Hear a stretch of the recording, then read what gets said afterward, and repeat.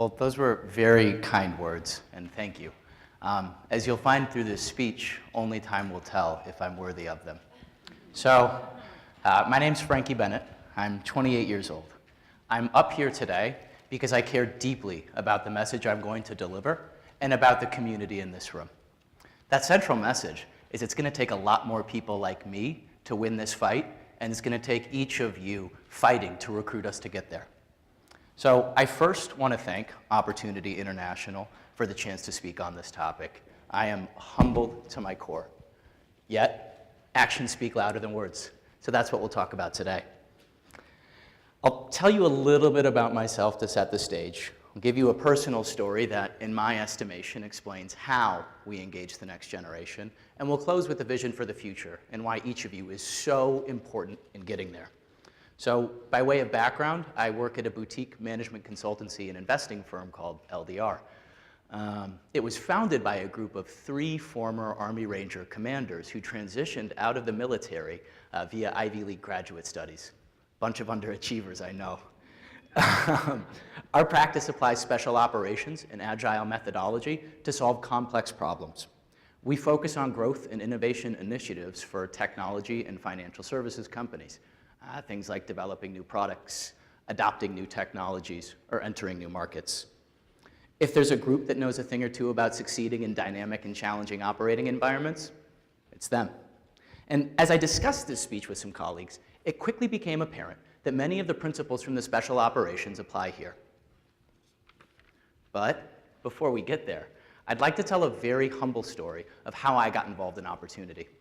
And it's significant not for what it is, or whom it happened to, but what it has to teach us about this topic. My mother, you can't miss her. She's about 97% likely to have introduced me to you at some point, if she hasn't already, has long been involved with Opportunity.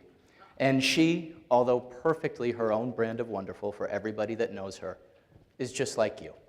She's here because she cares. And I am now too, because she personally inspired me to join the fight. For those privileged to witness Angie Bastian last night speak about her experience, careful listeners will note that it was this same process, one candle lighting another, that brought incredible allies to the fight against global poverty. My journey, small and insignificant, started with an insight trip to Uganda and Rwanda. I was lucky to meet some tremendous people that, just like my mom and all of you, wanted to make the world a better place. Further, we met some of the most incredible individuals that opened my eyes wider than I thought possible to the scale of suffering and opportunity that lies before us. I mean, for anyone who's been there, who in this life or the next could forget Charles? He's truly one of the finest men I've ever met. They say 1 million people dying is a headline, 1 person dying is a tragedy. We face the same challenge here, as we are ultimately competing for limited real estate in the hearts and minds of young individuals. The battle for the hearts and minds of the next generation will not be won through a cohesive, multi-channel marketing campaign carefully targeted at our key demographics. It will be won inch by inch, brick by brick, by everyone in this room. Hour by hour, minute by minute. The battle for the hearts and minds of the next generation will not be won in the boardroom or in strategy sessions, but in homes, at places of worship, at school, at work, and in everyday life. Mother Teresa never set out to be one of the world's greatest humanitarians. She wanted to help people, and brick by brick, she moved the needle. I mention Mother Teresa to illustrate the fact that the battle for the hearts and minds of the next generation is not won at 30,000 feet, but at eye level, and it's going to take all of us to win that battle. If I'm up here to speak on behalf of the next generation, know that I was engaged through individual action and accountability. This simple story, a mom sharing her love of humanity with her son, is how we win the battle for young hearts and minds to fortify Opportunity International to thrive for generations to come. It is critical to build the infrastructure that we need to succeed in today's world. So what does this infrastructure look like? We'll talk about that now and why each of you is so important to getting there. Our world today is VUCA. It's volatile, it's uncertain, it's complex and ambiguous. I hate using punchy acronyms, but that is the best summation of the current and future state of our world. Tackling poverty in a VUCA world requires a team of teams. More specifically, laterally networked, cross-functional teams that are able to read and react to local conditions, but can tap into the resources and support of a broader organization.